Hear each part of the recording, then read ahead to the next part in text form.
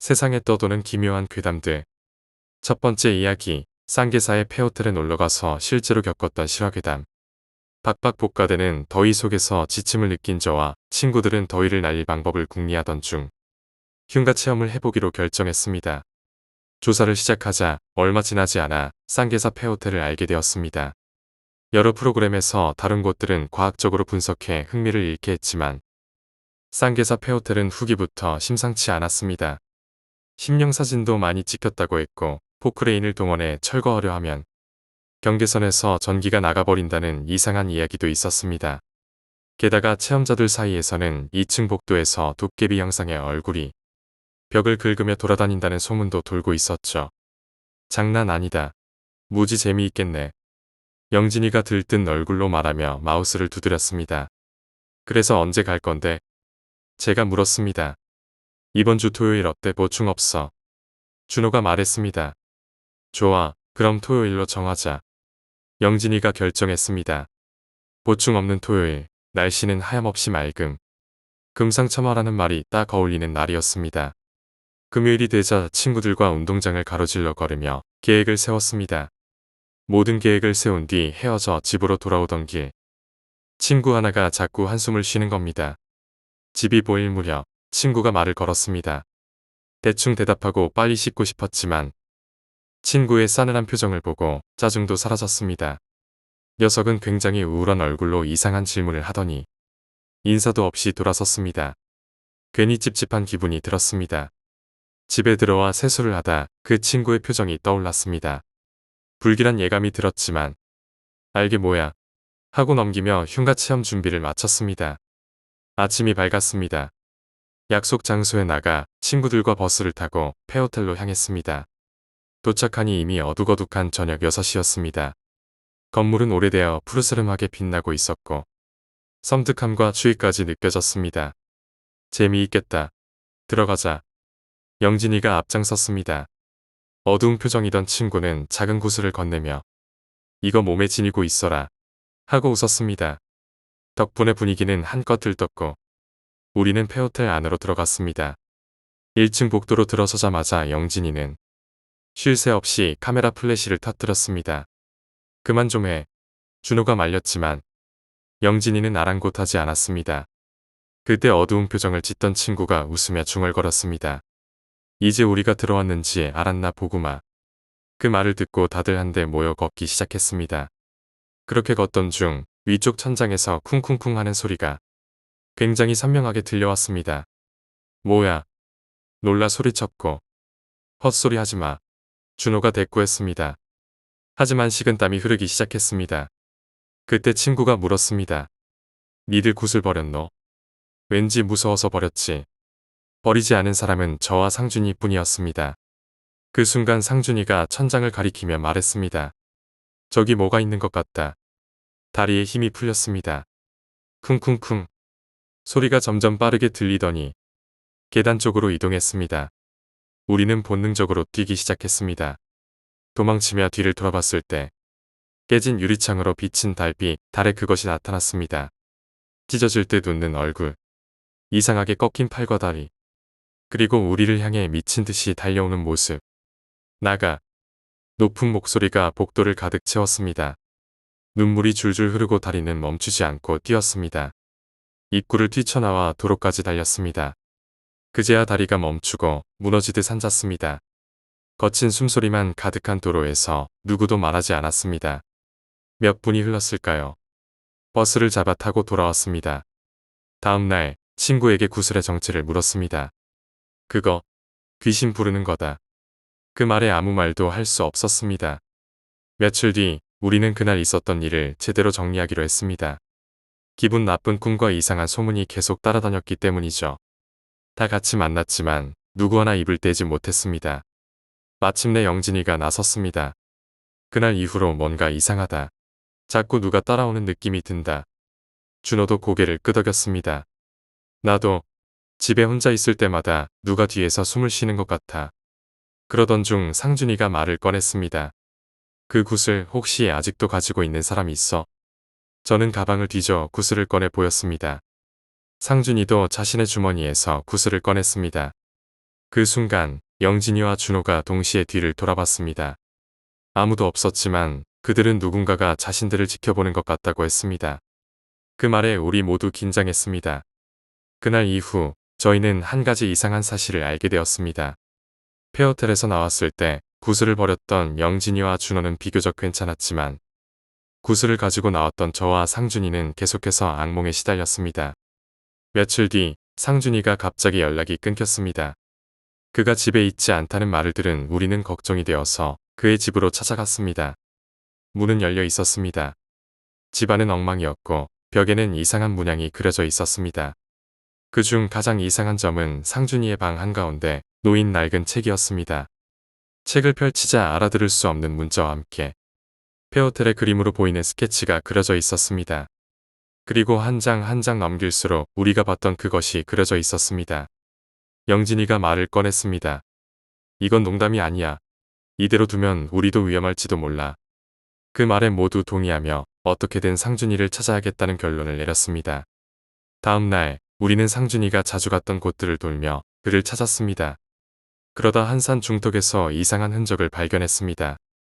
바위 위에 구슬과 비슷한 모양의 작은 돌들이 원형으로 배치되어 있었고 그 중앙에는 누군가 쓰러진 것처럼 보이는 자국이 있었습니다. 준호가 주변을 둘러보다가 바위 밑으로 무언가가 떨어져 있는 것을 발견했습니다. 그것은 상준이의 신발이었습니다. 그리고 그 아래에는 그의 이름이 새겨진 목걸이가 있었습니다. 그 순간 바람이 불면서 나뭇가지가 흔들리며 이상한 소리를 냈습니다. 돌아가. 누군가 낮은 목소리로 말하는 것 같았습니다.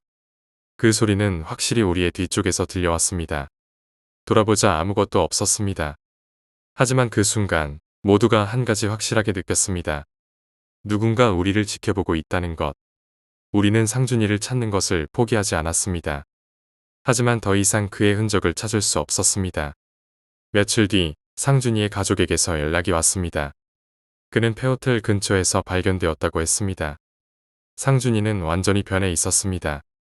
말을 하지 않았고 무엇인가에 홀린 듯 멍하니 창밖만 바라봤습니다. 가족들은 그가 무엇을 보고 있는지 궁금해했지만 그가 바라보는 곳은 늘 페어텔이 있는 방향이었습니다. 그날 이후 우리는 더 이상 서로 만나지 않았습니다. 그저 각자 조용히 일상을 살아가려고 했습니다. 하지만 아직도 페어텔 근처를 지날 때면 그날 들었던 소리가 가끔씩 머릿속에 떠오릅니다. 그 웃음소리. 끝나지 않은 이야기처럼 그것은 우리를 따라오고 있었습니다. 두 번째 이야기, 소화전. 내가 훈련소에 들어간 지 약 4주가 지난 어느 밤이었다. 그날은 내가 불침번에 걸리는 날이었다. 입대한 지 어느 정도 지나 군 생활에 적응이 되었지만 불침번만은 도저히 익숙해지지 않았다. 그것도 새벽 2시부터 3시까지의 불침번은 정말 짜증 그 자체였다. 잘 자다가 귀신처럼 벌떡 일어나 전투복으로 갈아입고 단독 군장을 하고 소총까지 메고 1시간 동안 복도에 우두커니 서 있는 것은 정말 힘든 일이었다. 3시가 되어 자리에 누워도 잠이 잘 오지 않았다. 잠이 들만 하면 시끄러운 기상음악이 귓전을 때리며 아침이 밝았다. 그렇게 되면 하루 종일 피곤한 상태로 버텨야 했다. 나는 그날도 나와 교대하고 따뜻한 이불 속으로 파고드는 동기를 부럽게 바라보며 복도로 나왔다. 겨울 차수였던 터라 복도는 아주 추웠다. 그날따라 냉기가 복도 전체를 더 심하게 감싸고 있었다. 나는 중앙계단 쪽으로 가서 섰다. 아래층에도 나처럼 불침번을 서는 동기가 있었지만 우리끼리 만날 일은 없었다. 각자 자기 층만 돌아다니며 불침번을 서야 했고 괜히 만났다가 걸리면 큰일이었다. 용감한 녀석들은 불침번 중 몰래 모여 농담을 주고받으며 히덕거리기도 했다. 하지만 그런 모습이 구대장에게 걸리면 상상하기 힘든 벌칙이 돌아왔다. 그 때문에 대부분은 나처럼 혼자 복도를 지키며 버틸 뿐이었다. 그렇게 혼자 서 있으면 어김없이 무서운 생각들이 스며들었다. 그러면 정말 괴로웠다. 한번 그런 생각이 시작되면 걷잡을 수 없기 때문에 나는 일부러 다른 생각에 몰두했다. 예를 들어 가족을 떠올리거나 여자친구를 생각하거나 재미있게 본 영화 장면들을 떠올리며 시간을 보냈다. 그날도 나는 창밖의 어둠을 바라보며 제대 후 무엇을 할지 고민하고 있었다. 그렇게 한참을 생각하던 중 인기척이 느껴졌다. 나는 깜짝 놀라 주위를 둘러봤지만 어두운 복도에는 아무도 없었다. 냉랭한 공기만 감돌 뿐이었다. 나는 얼른 머리를 저으며 다시 생각에 집중하려고 노력했다. 그런데 또다시 인기척이 느껴졌다. 이번에는 재빨리 고개를 돌렸지만 역시 아무도 없었다. 혹시 아래층 동기가 장난치는 건가 싶어서 살금살금 계단을 내려갔다. 그러나 계단을 반쯤 내려갔을 때 뭔가가 휙 지나가는 소리가 났다. 소리는 내가 있던 2층에서 들려왔다. 나는 다시 계단을 올라가 복도를 살폈다. 그런데 복도 끝에 긴 머리를 한 여자의 뒷모습이 보였다. 치렁치렁한 긴 머리가 눈에 띄었다. 그녀는 뒷모습만 보인 채 남자 화장실 안으로 들어갔다. 나는 순간 당황했다. 설마 귀신일 리가 있겠어? 나는 스스로를 다독였다. 귀신이 아니라면 그녀는 사람이고 훈련소에 여자가 들어왔다면 분명 조사해야 할 일이었다. 혹시 구대장이 우리를 시험하려고 이런 걸 꾸민 건 아닐까? 나는 순간 그런 생각도 했다. 그리고 떨리는 발걸음으로 화장실 쪽으로 다가갔다. 화장실 안은 미등 덕분에 어둠 속에서도 사물을 식별할 수 있었다. 하지만 안에는 아무도 없었다. 나는 아무도 없습니까? 라고 나지막이 외쳤다. 문을 하나씩 열어보며 확인했지만 역시 아무도 없었다. 내가 잘못 본 건가? 나는 안도의 숨을 내쉬며 화장실을 나왔다. 그런데 화장실 문을 나서는 순간 목덜미에 차가운 입김이 느껴졌다. 나는 온몸에 소름이 돋아 뒤를 돌아봤다. 화장실 옆에 벽에 있던 소화전. 그 소화전 문이 열리며 드러나는 여자. 그녀는 상반신만 있었다. 소화전 안에 상반신만 있는 여자가 기괴하게 웃고 있었다. 나는 정신이 나갈 것 같은 공포를 느꼈다. 하지만 그 자리에서 도망칠 수도 없었다. 몸이 마치 굳은 것처럼 움직이지 않았다. 그녀는 천천히 소화전 밖으로 상체를 기어 나오기 시작했다. 분명 하반신이 없는 그녀가 벽을 붙들고 움직이는 모습은 도저히 사람이 할 수 있는 동작이 아니었다. 마치 그림자처럼 물 흐르듯 움직이더니 복도의 어둠 속으로 사라졌다. 나는 정신이 혼미해진 상태에서 가까스로 몸을 움직여 복도를 돌아보기 시작했다. 하지만 그녀의 모습은 보이지 않았다. 복도 끝에서 희미하게 들려오는 웃음소리만이 나를 따라다녔다. 나는 더 이상 견딜 수가 없었다. 내무실로 돌아가려 했지만 다리가 움직이지 않았다. 그 웃음소리는 점점 가까워지고 있었다. 나는 본능적으로 계단 쪽으로 몸을 돌렸다. 계단을 내려가려는 순간 바로 아래층에서 또 다른 소리가 들렸다. 이번에는 여자의 울음소리였다. 울음소리는 비명이 되어 내 귀를 찢는 듯했다. 나는 더 이상 참을 수 없었다. 온 힘을 다해 계단을 뛰어내려갔다. 하지만 계단 끝에서 마주한 건 또 다른 복도의 어둠이었다. 그리고 그 어둠 속에서 무언가가 기어오는 소리가 들려왔다. 소리는 점점 가까워지고 있었고 그 소리에 섞여 여자의 울음소리가 점차 선명해졌다. 그 소리는 차갑고 날카롭게 복도를 울렸다. 나는 두려움에 떨며 계단 끝에 얼어붙은 채로 서 있었다. 그리고 마침내 어둠 속에서 무언가가 나타났다. 그것은 사람의 형체였지만 분명 인간이 아니었다. 그녀는 상체만 있는 여자로 복도의 어둠 속을 천천히 기어오고 있었다. 그녀의 웃음소리는 울음소리로 바뀌더니 다시 웃음으로 변했다. 나는 더 이상 그것을 견딜 수 없었다. 그녀의 얼굴은 반쯤 일그러져 있었고 눈은 마치 나를 꿰뚫는 것처럼 차갑게 빛났다. 그 입은 기괴한 각도로 벌어져 있었다. 나는 공포에 질려 몸을 움직일 수조차 없었다. 그녀가 한 걸음 또 한 걸음 다가오자 나는 마침내 비명을 지르며 계단을 내려갔다. 하지만 계단 아래로 내려가는 동안에도 그 웃음소리는 여전히 들렸다. 계단을 내려가며 뒤를 돌아봤지만 그녀는 어느새 사라지고 없었다. 그러나 복도 끝에서 들리는 소리는 여전히 나를 따라오는 것 같았다. 내 몸은 이미 탈진할 정도로 지쳐 있었지만 나는 멈출 수 없었다. 복도 끝에 도착했을 때 문득 이상한 점을 깨달았다. 아래층 복도가 처음 봤던 2층 복도와 완전히 똑같았다. 심지어 벽에 걸린 사진과 소화전의 위치까지도 똑같았다. 나는 혼란에 빠져 천천히 복도를 살폈다.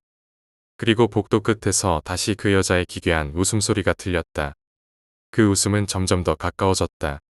그 순간 나는 다시 계단으로 뛰어올랐다. 어디로 가야 할지 모른 채 무작정 계단을 오르고 내리며 끝없는 복도를 반복해서 마주했다. 모든 복도는 같은 모습이었다. 그리고 복도마다 어김없이 나타나는 소화전과 그 안에서 나를 비웃는 여자의 모습이 보였다. 나는 마침내 한 복도 끝에 멈춰 섰다. 그리고 복도 끝에 있는 화장실 문이 천천히 열리기 시작했다.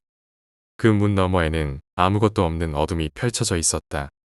하지만 그 어둠 속에서 무언가 움직이는 기척이 느껴졌다. 나는 절대 들어가고 싶지 않았지만 내 몸은 저도 모르게 화장실 쪽으로 걸어갔다.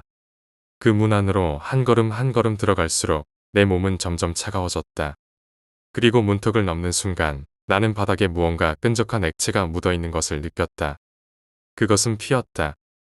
화장실 안바닥은 온통 피로 덮여 있었다. 그리고 그 피 위로 누군가의 손자국이 길게 이어져 있었다. 나는 그 손자국을 따라 시선을 돌렸고 거기서 한 여자가 나를 바라보고 있었다. 그녀는 복도에서 보았던 여자와 같았다. 하지만 이번에는 상반신도 온전하지 않았다. 목이 이상하게 꺾여 있었고 그녀의 얼굴은 피투성이었다. 그녀는 나를 향해 천천히 손을 뻗으며 입을 열었다. 나 찾았다. 나는 비명을 지르며 뒤로 물러섰다. 하지만 화장실 문은 이미 닫혀 있었다. 나는 벽에 기대어 도망치려 했지만 내 몸은 마치 묶인 것처럼 움직이지 않았다. 그녀는 내 앞까지 다가오더니 손으로 내 목을 붙잡았다. 차가운 손길이 내 피부를 스치며 숨을 멎게 했다. 그리고 그녀는 기괴하게 웃으며 내 얼굴을 들여다봤다. 너도 여기에 남아. 나는 더 이상 버틸 수 없었다. 눈앞이 점점 어두워지며 그녀의 웃음소리와 복도에 울려 퍼지는 울음소리가 하나로 섞여갔다. 세 번째 이야기, 도깨비터. 나는 꿈을 많이 꾸는 편이다. 우리 집터가 원래 도깨비터였다는 이야기를 들었는데 그래서 그런지 아침에 일어나면 엄마와 함께 꿈 이야기를 나누는 것이 하루 일과의 시작이었다. 가위에 눌리거나 머리맡에 소복을 입은 여자가 나타나 왼쪽 뇌로 연기가 되어 들어오는 것 같은 경험도 했다. 정말 별의별 꿈을 다 꿔봤지만 그날의 꿈은 아직도 잊을 수가 없다. 그날이 정확히 언제인지는 기억나지 않는다. 아빠는 제사를 지내러 시골에 가셨고 엄마와 나만 집에 남아 밤을 보내고 있었다. 엄마가 어디서 잘 거냐고 물으셔서 아빠 방에서 잔다고 했다. 나는 아빠 침대에 누워 잠들었다. 방의 구조는 이랬다.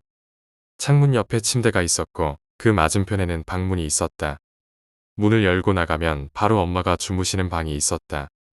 그날 나는 창문 쪽으로 몸을 돌려 벽을 바라보며 자고 있었다. 그런데 갑자기 방문이 스르르 열렸다. 나는 문에 등을 돌리고 있어서 볼 수 없었을 텐데 이상하게도 누가 들어오는지 다 보였다. 보니 키가 작은 남자였는데 얼굴과 몸을 누런 삼배천으로 꽁꽁 싸매고 있었다. 죽은 사람을 염할 때 그런 모습을 본 적은 없지만 아마도 그와 비슷한 모습이었던 것 같다. 그 남자는 천천히 걸어와 내 등까지 다가왔다. 그리고 침대에 무릎을 짚고 올라오려는 듯했다. 그 순간 나는 정신은 멀쩡했지만 몸이 움직이지 않았고 소름이 발끝에서부터 머리끝까지 돋았다. 나는 마음속으로 외치기 시작했다. 세상에 못된 사람들이 이렇게 많은데 왜 하필 나한테 오는 거냐. 그렇게 한참을 버티다 가위에 시달린 경험이 많아 깨어나는 방법을 알았기에 가까스로 몸을 움직여 깨어났다. 몸이 풀리고 나서도 3분 정도는 온몸이 떨렸다. 곧바로 문을 열고 방 밖으로 나갔다. 엄마는 여전히 밖에서 주무시고 계셨다. 나는 엄마 옆에 살짝 누워 잠을 다시 청하려고 했는데 엄마가 스르르 일어나셨다. 새벽 2시쯤이었다. 엄마가 정말 이상한 꿈을 꿨어야 라고 말씀하시더니 조금 전에 누런 삼배천으로 온몸을 감싼 남자가 현관으로 들어왔더라는 이야기를 하셨다. 그 남자가 엄마 쪽으로 다가오자 엄마는 마음속으로 불경을 외웠고 그러자 그 남자는 내 방으로 들어갔다고 하셨다. 내가 방금 겪은 일을 엄마께 말씀드리자 엄마는 그날 밤 현관에 소금을 뿌리셨다. 그때의 꿈은 아직도 잊을 수가 없다. 그것이 누구였는지 아니면 단순히 들어온 잡귀였는지 모르겠지만 그렇게 소름 끼치는 일은 처음이었다. 지금은 한국을 떠나 다른 나라에서 살고 있어서 그런지 귀신 꿈을 꾼 적은 한 번도 없다. 정말 다행이라고 생각한다. 혼자 사는 내가 그런 꿈까지 꾼다면 감당할 수 없었을 것이다. 내 친구 중 한 명이 사는 아파트는 오래된 병원을 개조한 시립아파트다. 거기에는 정신적으로 문제가 있거나 몸이 불편한 시민들이 주로 살고 일부 한국 사람들도 거주하고 있다. 그 친구는 가위에 자주 눌린다고 한다. 부엌에서 검은 그림자가 지나가거나 자신을 뚫어지게 쳐다보기도 하고 때로는 공중에 떠다니며 발이 질질 끌리는 꿈을 꾼다고 한다. 그런 일이 반복될수록 친구는 점점 기이한 꿈과 현실이 뒤섞이는 느낌을 받았다고 했다. 어느 날은 꿈속에서 자신이 공중에 떠 있었고 발끝이 땅에 질질 끌리면서 아파트 복도를 둥둥 떠다니는 것 같았다. 그때 그는 복도 끝에서부터 자신을 향해 걸어오는 어떤 형체를 보았다고 했다. 그 형체는 처음에는 희미한 그림자 같았다. 그런데 점점 다가오자 형체는 뚜렷해졌고 검은 연기 같은 존재가 천천히 형체를 갖춰가는 듯했다. 친구는 몸을 움직이려고 애썼지만 마치 몸이 공중에 고정된 것처럼 꼼짝할 수 없었다. 그 존재는 점점 가까이 다가오더니 그의 바로 앞에서 멈췄다. 그 형체는 사람이 아니었다. 그저 눈에 보이지 않는 것들이 짙은 검은색으로 뒤엉킨 모습이었다. 형체는 그의 얼굴 가까이에서 갑자기 손을 뻗어 목을 조르는 듯한 동작을 했다. 그 순간 친구는 숨이 막혀 깨어났지만 깨어난 뒤에도 목에 이상한 압박감을 느꼈다고 했다. 다음날 친구는 그 일을 나에게 이야기하면서 이런 말을 했다. 그게 그냥 꿈은 아닌 것 같아. 뭔가 진짜였어. 나는 그 말을 듣고 나서 아파트에 대해 더 알고 싶어졌다. 알아본 결과 그 아파트가 서 있던 자리는 과거 병원이었다는 사실이 맞았다. 더욱이 그 병원은 폐업 직전까지 중증 환자들이 많이 입원해 있었고 병원 내부에서 이상한 죽음이 자주 일어났다는 이야기가 있었다. 병원 뒤편에는 작은 화장터도 있었다고 한다. 친구는 그 이후에도 가위에 자주 눌리며 검은 그림자를 봤다고 했다. 하지만 어느 날 그는 그 아파트에서 겪은 한 사건을 끝으로 더 이상 가위를 눌리지 않았다고 했다. 그날 그는 평소처럼 자리에 누워 잠들었다. 깊은 잠에 빠졌다고 생각했는데 갑자기 이상한 느낌에 눈을 떴다. 눈을 뜨니 천장이 아니라 어딘가 낯선 장소가 보였다. 벽은 곰팡이가 가득하고 바닥은 축축하게 젖어 있었다. 그곳은 병원 같기도 하고 오래된 화장터 같기도 했다. 친구는 그곳에서 누군가 자신을 부르는 소리를 들었다고 했다. 처음에는 작은 소리였지만 점점 더 크게 들려왔다. 그 소리는 점점 가까워지더니 그의 바로 뒤에서 멈췄다. 그 순간 그는 알 수 없는 차가운 손이 자신의 어깨를 잡는 것을 느꼈다. 그가 돌아보려는 순간 손은 그의 목을 잡아당겼다. 목이 졸리는 듯한 고통에 몸부림치며 깨어난 그는 온몸이 땀에 젖어 있었다. 하지만 이상한 점은 꿈속에서 느꼈던 목의 압박감이 여전히 남아 있었다는 것이다. 그는 목을 만져보다 뭔가 이물질 같은 것을 느꼈다. 손을 떼어보니 손가락 끝에 검은채 같은 것이 묻어 있었다. 그는 그 이후로 그 아파트를 떠났다. 그리고는 더 이상 가위 눌림을 겪지 않았다. 하지만 그가 떠난 이후에도 그 아파트의 다른 주민들에게 비슷한 경험이 계속해서 일어났다고 한다. 이 이야기를 듣고 나서도 나는 친구가 겪었던 공포가 단순한 꿈이었는지 아니면 그 이상이었는지 판단할 수 없었다. 다만 그 아파트에 대한 이야기는 아직도 소문으로 남아있다. 그곳에 살았던 다른 사람들 역시 비슷한 이야기를 한 적이 많다. 네 번째 이야기, 고목나무. 이 친구는 오컬트적인 이야기를 전혀 믿지 않는 사람이었습니다. 무서운 이야기나 가위 눌림 같은 이야기를 꺼내면 정신병자 취급하거나 겁쟁이로 놀려댔죠. 하지만 그날 그 일을 겪고 나서는 영적인 존재를 부정하지 않게 되었습니다. 이 친구는 저와 초중고를 함께 다닌 오래된 친구였습니다. 시원시원한 성격에 자기 주장이 확실한 친구였죠. 대학에 들어가면서 서로 다른 길을 걷게 되었는데 저는 음악을 전공했고 친구는 의학 쪽에 종사하기 위해 공부했습니다. 저는 집이 부유하지 못해 대학 생활이 어려웠지만 교수님의 도움으로 독일에 있는 베를린 예술대학교에 유학을 갈 기회를 얻게 되었습니다. 그런데 우연히 알게 된 사실인데 친구도 독일에서 유학 중이더군요. 의학 관련 학문을 공부하기 위해 뷰르크 무슨 대학에 다니고 있었습니다. 정확한 대학 이름은 기억나지 않지만 서로 메일을 주고받으며 만나기로 했습니다. 독일에 도착했을 때 가장 놀란 건 거리가 정말 깨끗하다는 점이었습니다. 한국 길거리에 흔히 보이는 껌자국이나 담배꽁초 같은 쓰레기가 전혀 없었습니다. 친구에게 연락을 했더니 자신이 있는 곳으로 오라고 하더군요. 그는 독일에 오래 있었기에 독일어도 잘하고 길 안내도 할 줄 알았지만 오후에도 수업이 있어 자리를 비울 수 없다고 했습니다. 그래서 시간이 있는 제가 직접 가기로 했습니다. 뷰르크로 가려면 큰 산 하나를 넘어야 했습니다. 독일에서 또 놀란 점은 자연을 굉장히 소중히 여긴다는 것이었어요. 한국에서는 산에 터널을 뚫어 길을 만들지만 독일은 산을 빙빙 돌아가는 길을 만드는 시기였습니다. 한참 길을 가던 중 커다란 고목나무 하나를 보았습니다. 그저 흔히 볼 수 있는 고목 같았지만 묘하게 오싹한 느낌이 들었습니다. 햇빛이 들지 않아서 그런 건지 아니면 향수 때문인지는 모르겠지만 서늘한 느낌에 눈길을 피하게 되더군요. 친구와 만나 한국말로 인사를 나누며 반가운 시간을 보냈습니다. 그는 독일인 선배도 소개해 주었고 셋이서 맥주를 마시며 신나게 놀았습니다. 술에 얼큰하게 취한 뒤 친구의 숙소가 있는 뷰르크로 돌아가게 되었습니다. 그때 독일인 선배의 차를 타고 이동했는데 차가 오래된 탓인지 승차감이 좋지 않았습니다. 독일인 선배가 운전하고 친구가 조수석에 저는 뒷좌석에 혼자 앉아 있었습니다. 취기가 오르자 창문을 열고 바람을 쐬며 정신을 차리던 중 아침에 봤던 고목나무가 있는 곳이 곧 나타날 것이라는 생각이 들었습니다. 그때 느꼈던 오싹함이 떠올라 친구에게 이야기했더니 역시나 바보 취급을 하며 웃었습니다.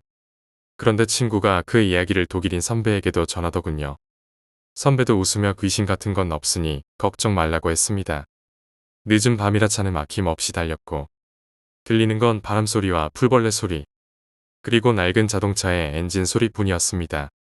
문제의 고목나무가 가까워지자 저도 모르게 긴장이 됐고 긴장감을 덜기 위해 아침에 갔던 누드촌 이야기를 꺼냈습니다.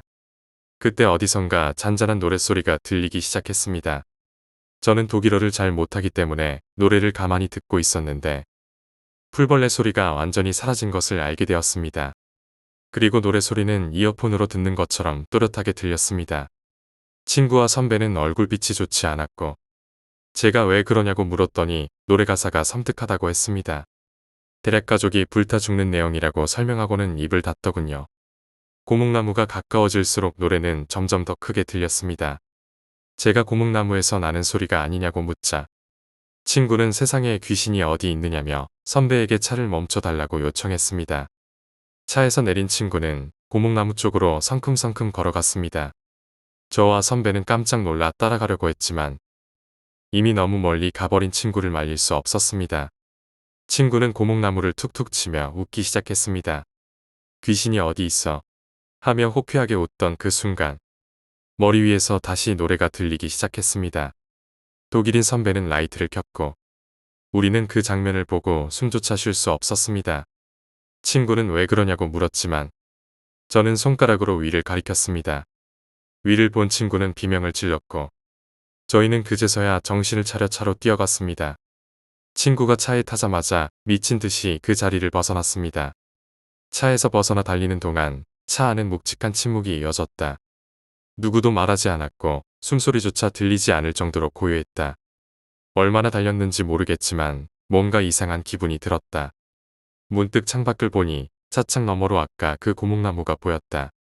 우리는 그곳을 이미 떠났다고 생각했지만 다시 고목나무 앞에 서 있었다.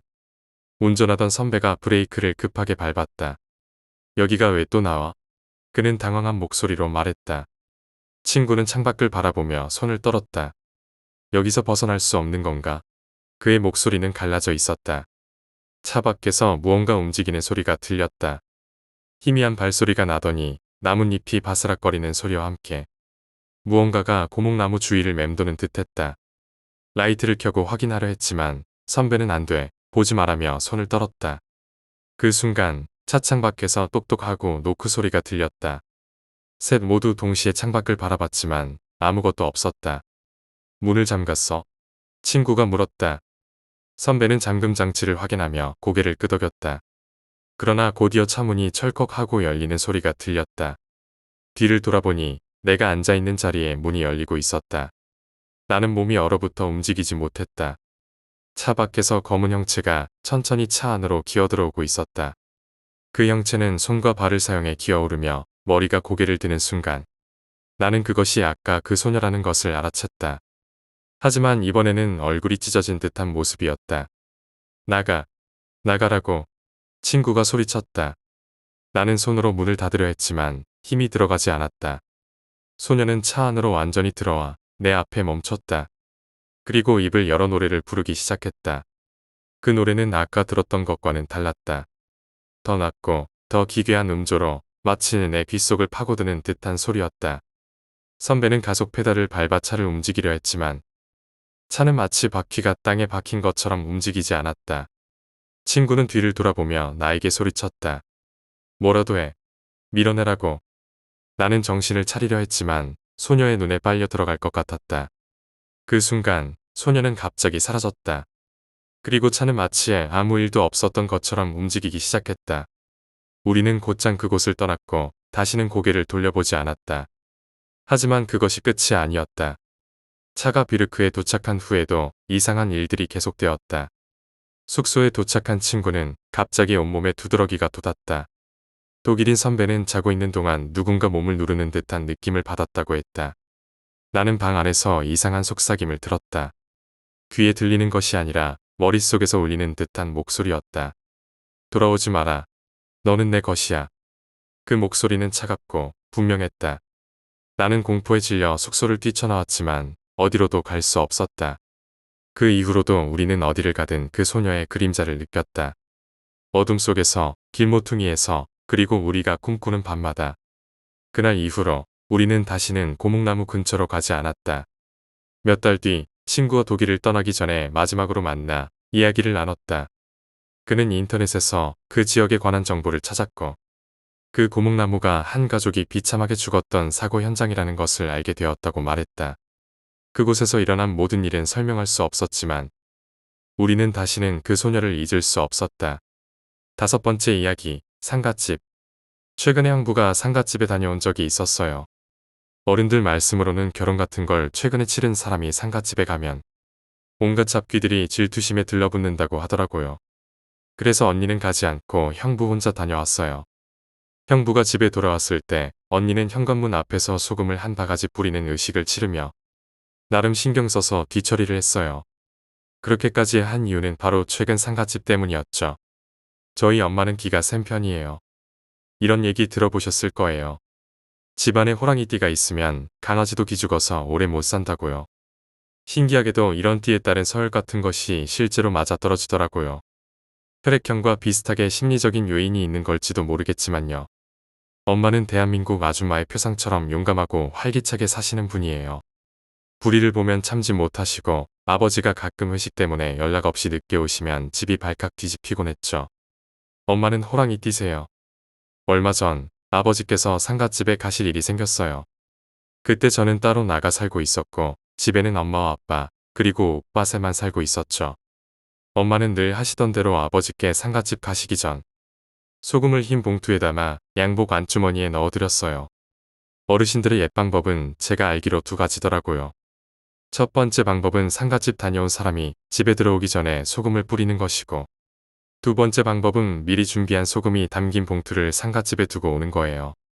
저희 엄마는 늘 2번째 방법을 고수하셨어요. 혹시라도 아버지께서 조의금 자리에 소금을 두고 오실까봐 걱정하는 마음으로 소금 봉투를 아버지 양복 안주머니에 꼭 챙겨 넣어드리셨죠. 그날도 그렇게 챙겨드리고 아버지는 상갓집에 가셨고 엄마는 당연히 늦게 오시겠거니 하고 먼저 잠드셨대요. 그런데 현관문 열리는 소리에 잠이 살짝 깼다고 하시더라고요. 인기척이 나길래 아버지가 오셨구나 싶어 그냥 누워 계셨는데 그날따라 갑자기 궁금한 마음에 물으셨대요. 여보, 소금 봉투는 잘 버리고 왔어요. 아버지가 옷을 갈아입으시며 정말 무뚝뚝하게 대답하셨답니다. 아니, 꽁꽁 싸매서 갖고 왔어. 저는 이 얘기를 듣고 소름이 돋았는데 엄마는 당시 잠결이라 별로 대수롭지 않게 생각하셨대요. 그걸 왜 갖고 와? 뭐가 귀하다고? 버리고 왔어야지. 이렇게 잠꼬대 반, 시큰둥반으로 대답하고는 계속 누워 계셨대요. 그런데 아버지가 침대 옆에 누우셨답니다. 사람이 옆에 눕는 묵직한 느낌, 다들 아시죠? 그런데 뭔가 아버지가 눕고 난 뒤에 엄마 발치 쪽에서 또 묵직한 느낌이 나더래요. 엄마는 아버지가 이상한 자세로 주무시나 싶어 눈을 번쩍 떴대요. 하지만 아버지는 옆으로 잘 주무시고 계시더랍니다. 사람이 아무리 다리가 길어도 발치 쪽까지 갈 수는 없는 노릇이잖아요. 그래서 확인해보니 웬 여자가 발치에 앉아 있었답니다. 그 여자는 아버지 쪽을 하염없이 바라보고 있었다고 해요. 엄마는 꿈인가 생시인가 헷갈리면서도 그냥 두면 뭔가 큰일이 날 것 같았대요. 그래서 다짜고짜 이 뭔데? 비키라 하고 발로 걷어차셨답니다. 그런데 그 여자가 꿈쩍도 하지 않고 그 자세 그대로 아버지만 보고 있었대요. 순간 이게 귀신이든 사람이든 화가 치밀었던 엄마는 썩을 거사 안 비키나 하며 그 여자를 밀쳤대요. 그런데도 여자는 꼼짝도 하지 않았답니다. 엄마는 더 이상 참을 수 없어서 그 여자의 머리채를 잡고 방 밖으로 끌고 나가려 했대요. 그러자 그 여자가 손가락을 뻗어 문틀, 문지방 등 닥치는 대로 부여잡으며 버둥거렸다고 해요. 엄마도 힘을 다해 겨우겨우 끌고 나가 현관문까지 갔대요. 그리고 현관문을 열고 버둥거리던 그 여자를 발로 걷어차서 밖으로 내보내고 문을 닫았답니다. 그런데도 현관문 손잡이가 짤깍짤깍 움직이며 여자가 문을 열려고 했대요. 엄마가 어쩔 줄 몰라 하고 계실 때 마침 오빠가 방문을 열고 나왔고 엄마랑 눈이 마주쳤답니다. 니 마침 잘 나왔대. 문 꼭 잡고 있어라. 그렇게 말하고 엄마는 베란다 장독대에 담아둔 왕소금을 한 바가지 퍼서 현관문 밖으로 왕창 뿌린 뒤에야 안심하고 문을 걸어 잠그고 주무셨대요. 그런데 다음 날 아침 엄마가 깜짝 놀라고 말았습니다. 아버지는 상갓집에서 과음을 하시고 다음 날 아침 7시가 다 되어 집에 돌아오셨거든요. 그러면 그날 밤 안방에서 잠들었던 사람은 누구였을까요? 게다가 오빠도 그날 친구네 집에서 자고 왔다고 했답니다. 엄마는 그날 밤의 일을 잊고 싶어 했지만 잊히지 않는 흔적들이 몇 가지 있었습니다. 현관문을 열려고 움직이던 손잡이의 소리는 머릿속에 남아 떠나지 않았고 오빠와 아버지 모두 그 자리에 없었다는 사실이 너무나 현실적으로 다가왔습니다. 다음 날 아침 엄마는 집안을 꼼꼼히 살펴보기 시작했습니다. 특히 현관문과 주변을 확인했는데 문 앞에는 소금이 흩어져 있었지만 그 옆으로 이상한 발자국 같은 흔적이 희미하게 남아 있었습니다. 발자국은 마치 집안에서 나간 듯 현관문 밖으로 이어져 있었고 그 모양은 사람의 발과는 조금 달라 보였습니다. 엄마는 소름이 끼쳤지만 누구에게 말하지 못했습니다. 그날 밤 엄마는 다시 집안 곳곳에 소금을 뿌리며 조용히 방 문을 닫았습니다. 아무 일도 없기를 바라며 불을 끄고 누웠지만 불안감은 쉽게 사라지지 않았습니다. 시간이 흐르고 새벽 2시쯤 갑자기 방문 쪽에서 작은 소리가 들렸습니다. 처음에는 바람 소리인 줄 알았지만 소리는 점점 가까워지더니 방문 손잡이가 천천히 움직이는 듯한 소리가 들렸습니다. 짤깍, 짤깍, 손잡이가 돌려지는 소리는 너무 명확해서 잠결에도 분명히 느낄 수 있었습니다. 엄마는 두려움을 억누르며 방문 쪽을 바라보았습니다. 손잡이가 계속 천천히 움직이고 있었습니다. 엄마는 순간적으로 소리를 내지 않으려고 숨을 죽이고 이불을 꼭 움켜쥔 채 움직이지 않았습니다. 그리고 그 소리는 멈추더니 방 안으로 무언가 들어오는 듯한 느낌이 들었습니다. 그때였습니다. 침대 발치 쪽에서 다시 묵직한 느낌이 전해졌습니다. 이번에는 분명히 누군가가 침대 위에 올라온 것 같았습니다. 엄마는 눈을 감고 있었지만 무언가가 천천히 기어오르는 듯한 소리가 느껴졌습니다. 가슴이 쿵쾅거리고 숨이 턱 막히는 순간 그 묵직한 존재가 엄마의 다리 쪽에 다다르더니 멈췄습니다. 엄마는 용기를 내서 눈을 뜨려 했지만 온몸이 굳어서 움직일 수 없었습니다. 그리고 그 존재는 천천히 엄마의 얼굴 가까이로 다가오는 것 같았습니다. 차가운 공기와 함께 낯선 숨소리가 귀에 들렸습니다. 낯선 기운이 코앞까지 다가오는 느낌에 엄마는 이불을 확 들어올려 무작정 앞으로 내지르며 소리를 질렀습니다. 하지만 방 안에는 아무것도 없었습니다. 현관문이 닫혀 있는지도 확인했지만 모든 것이 그대로였습니다. 엄마는 그날 밤 이후로 더 이상 혼자 있기를 두려워했습니다. 며칠 뒤 엄마는 아버지와 이야기를 나누던 중 상갓집에서의 소금 봉투 이야기를 꺼냈습니다. 그런데 아버지는 이상한 말을 했습니다.